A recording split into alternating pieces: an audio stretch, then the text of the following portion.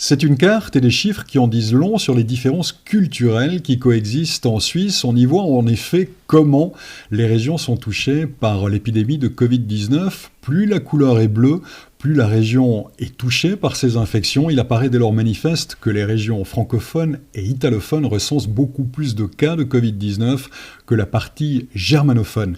Une Suisse alémanique d'ailleurs dont le taux d'infection au Covid-19 est assez proche de celui de ses voisins, allemands et autrichiens, tandis que les Romands connaissent un pourcentage similaire à celui de la France et le Tessin à celui de l'Italie. Des différences que l'on peine encore à s'expliquer de manière définitive et pour lesquelles la culture, à mon sens, pourrait jouer un rôle. Les Suisses alémaniques se montrant généralement plus responsables à l'échelle individuelle que les Latins, mais aussi plus conscients, plus respectueux de la communauté à laquelle ils appartiennent. On pourrait dire qu'ils sont moins individualistes. Un récent sondage, toujours lié au Covid-19, montrait d'ailleurs que les Suisses allemands étaient globalement satisfaits des décisions de l'autorité, alors que les Latins, eux, auraient souhaité plus de mesures de l'État.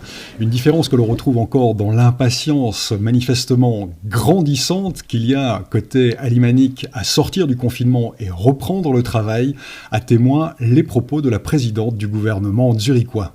Nous espérons que le Conseil fédéral décidera rapidement de nouveaux assouplissements, surtout pour les petites entreprises. Les premières mesures de sortie de confinement interviendront le 27 avril prochain et la suite de cet assouplissement dépendra directement de cette première étape pour toute la Suisse d'ailleurs, car malgré les différences régionales que je viens d'évoquer, il n'est nullement question pour l'heure d'une sortie de confinement différenciée selon les zones linguistiques et culturelles en Suisse.